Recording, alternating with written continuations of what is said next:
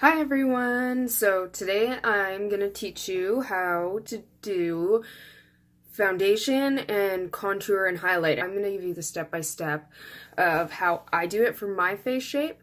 So I've already done my eyeshadow. I did my eyeshadow with the Anastasia Subculture palette. So instead of using a primer, I use a face oil.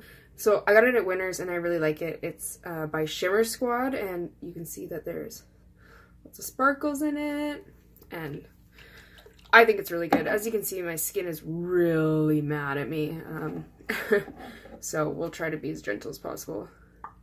So you just pick up a little bit with the dropper. If you don't have this, that's fine. You can use any other primer. My favorite primer, other than oil, is the one by Smashbox, the original one. I do have the shimmer one, and I do not like it as much as the original, so I would recommend that. I do think primer is really important. I don't think it's a step that you should skip, even though it can be expensive if you're buying a high-end brand, but I think that it makes your foundation last longer and it sits better on your skin. So I've tried a lot of foundation. I have tried the Too Faced, I've tried a Bobbi Brown, I've tried a Kat Von D, and my favorite of all time, even after trying all those expensive brands, is this one. The Maybelline Fit Me Matte and Poreless for normal to oily skin, and it is amazing. It's pretty much, I think, a dupe for the Too Faced brand, and it's like not even nearly as expensive. My favorite way to apply foundation is just putting a little bit on my hand right here and just using my fingers. And if you're susceptible to like acne or anything like that, I mean, I'm not, but I do have a couple spots, it'd be better to use a brush. The foundation that I use for summer is the Shiseido Synchro Skin. Jody showed me this at Shoppers, and it's actually life-changing. It's really, really good. So that's what I use for summer, and it's really dewy and really glowy, but not for winter. Another reason that I do my eyeshadow first is because if I work so long on my skin, I don't want to have any fallout, and especially with the Subculture palette, there is quite a bit of fallout. You don't want to wreck all the work that you've put in on your foundation. And I do have color guards and things like that to catch any fallout, but I just think it's easier just to do it first. And then if you don't like it, or if you make like a huge mistake, then it's not a big deal just to take it off. You're not taking off a bunch of other makeup along with it. So what I'm going to do with this nastiness is I'm going to color correct, and I also use my fingers for this. This is my NYX color correction palette. Probably had it way too long, but the color that I use the most is the green, just because I do have a lot of redness in my skin. So basically with color correction, you're going to want to use the opposite color on the color wheel from what you're experiencing in your skin. So if you have darkness under your eyes and they're kind of a purpley, you're going to use a yellow. Any yellow discoloration around your mouth, you're going to want to use kind of like this pinkish shade. And then there's some browns in here for contouring, and then a little bit of light. But I'm just going to go ahead and tap some of this green kind of in and around here. I know lots of people in the Saskatchewan winter also have eczema, so I get breakouts around my nose here because I have eczema and my skin gets irritated, and then it just goes downhill from there. So, but in the summer it all goes away. And I'm actually also going to do just a little bit over here. You should probably do this before you apply your foundation, just because you want your foundation to go over top, but it's okay.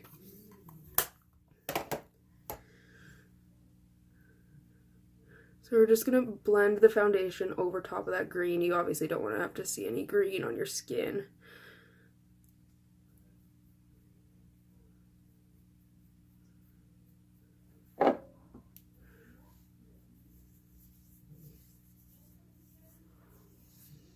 When you're doing your makeup, your face makeup, you want to go in steps from anything liquid to powder. So the next thing we're going to do is concealer. I I don't know if it's my favorite concealer, it's just the one that I've been using, is the NYX HD. It's pretty good. It's not the best, it's not the worst. I use the color 02. It's pretty light. The areas that I don't do any concealer under my eyes just because I don't have any under eye discoloration, but I do always go in here, especially on this thing, and a couple on my chin, and then up my nose. That's the only places that I ever do concealer.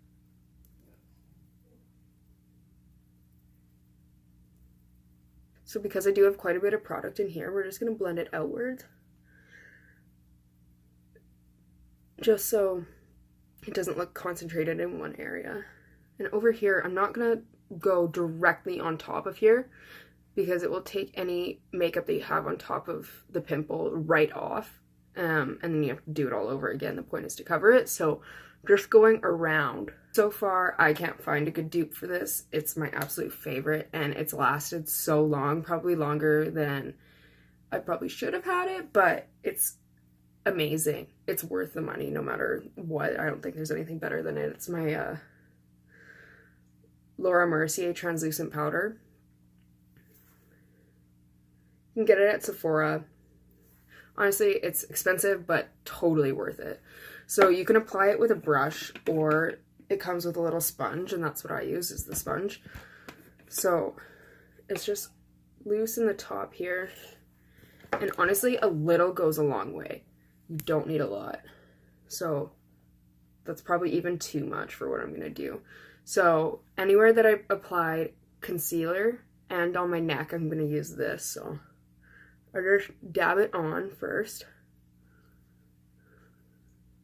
And then I kind of just press it into the skin.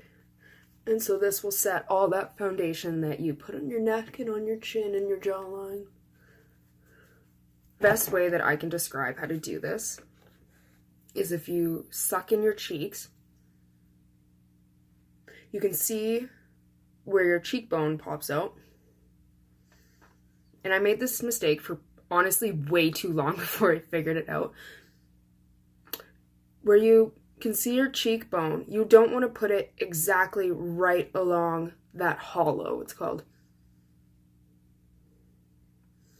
Because if you go into the deepest part, it's going to pull everything down, and it's going to look heavy and sunken in. And the whole point of contouring and highlighting is rounding, especially like I've been trained in visual arts and drawing. When you're drawing something and you're making it look round, you always put the darkest color next to the light and you blend it so it makes a whole rounded shape. So if you put it into the hollow, you're going into the darkest part already with more dark, and then you're putting light where you should be putting dark. I don't know if that makes sense, but what you're going to do is, you can see where the hollow is, you're going to apply it just a little bit above. So you have the darkness already from the hollow of your cheekbone, and then you're just going to extend it up a little bit, and then you're going to blend it in with the highlight so it completes the roundness, because it is the darkest in here. But to make it look more rounded, like your cheekbones are popping out or whatever, you need to extend that darkness from your hollow upwards and then blend it into the highlight. So I just got these. Love them. I got them at Ardeen. I was like, these aren't gonna work, but I'll just try them because they were $3.50. I made sure first that they were cruelty free, which I was surprised that they actually were, so I was really excited about that. And I bought 3 different colors, and they're like saying light, contour, and blush, but honestly, some of the blush shades, like this middle one, is a contour shade. So if you do decide to get these, just ignore what it says on there. This one is my favorite, just because the color is the darkest, but this one is really nice too. I would never use this. I don't know what I would need that for, but I like to mix all 3 of them, just because I have them. But so the brush that I use for this is an angled brush. It could be also a blush brush, but I have a different brush for that. So you're using an angled brush because your cheekbone, you're going to want to carve it out from where your hollow is. So that's why it's important to have an angled brush, because you don't want to bring any dark powder back down into this hollow because it won't give you the lift. So I'm going to take some of this shade on my brush, as well as some of this darkest shade here. I'm just going to mix it too. I'm going to tap lightly the rest of it off. So just going above the hollow and only moving the color upwards.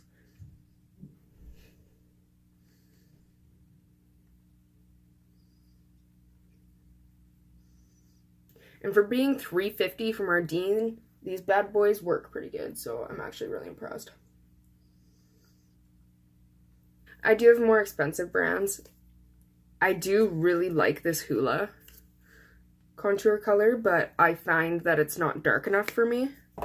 And I've had this sample of Too Faced Chocolate Medium Deep Bronzing Powder. Also really nice. I just got these, so I'm just going to try them out. So next, now that we have the cheekbone carved out, you can see the darkest parts of my face with this light are here, here, and into here. So wherever the darkest shadows are on your face is where you're going to apply this color. So right in here, my forehead, and kind of down into this area, my temple.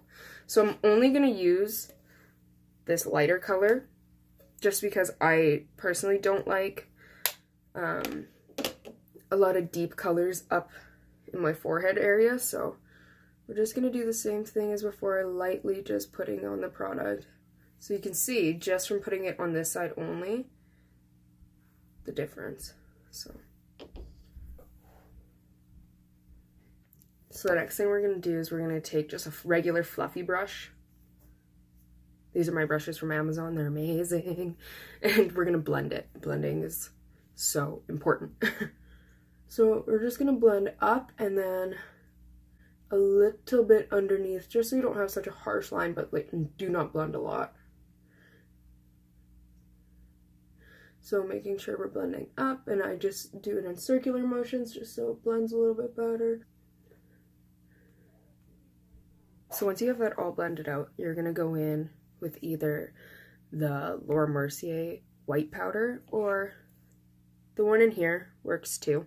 Wouldn't recommend this one for setting concealer, but it does work for this. I'm just going to take the fluffy brush again and pick up some of this light powder.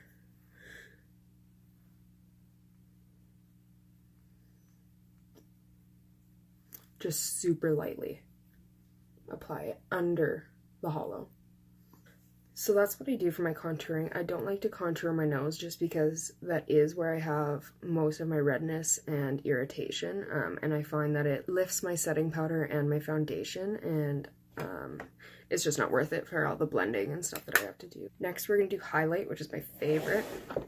And I recently found this super good dupe. So there's a Benefit High Beam. This is just a sample size, which is fine, whatever. You can get these for free. But I do have a bigger one, so I did buy this. Super pigmented, super creamy. You have to be really careful when putting it on, because once you put it on, you cannot really move it around. But it's really good.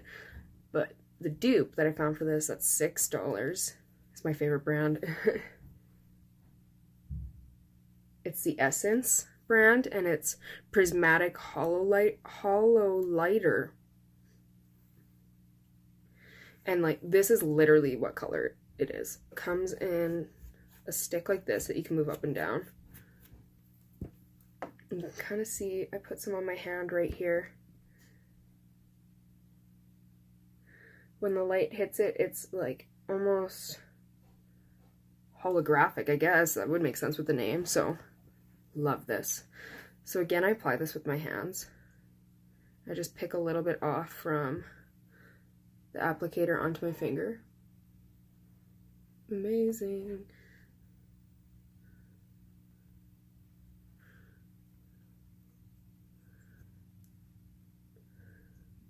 Okay, so we have our highlight, and as with any cream, I love to go over it with powder. So Jody hooked me up with this too. It's amazing. It's lasted me so long and it works awesome. I really like to use a bronze shade when I do a bronze highlight, and I use this as my cream, though Benefit What's Up. Haven't found a good dupe for this. This is really good. So I use the bronze over top of that, or this middle shade is kind of pinky bronze, but for what we're doing, that is almost the exact same color as this, so it'll go perfect. And you can buy this shade, it's called Transcendence. You can buy this shade on its own because it was so popular. I'm going to take a fan brush, just a little one. I do have a bigger one, but a little one works fine. And I'm going to pick up as much as I can. And you're just going to tap it on. Ooh. So this highlight is a little more expensive, but as with all of my other dupes, I haven't found a good one for this. And from the Subculture palette, you could use the shade Cube in here, but because we already have this out, I just like to use my finger for this part. Just because you can't get it as precise with the fan brush. You could use a smaller brush, but we basically achieved this with a $6 highlight. You can get the Essence brand at Shoppers. I have lots of products by them, love it. But this was I was a little bit worried that it wouldn't go on as bright as I thought it would, but as you can see,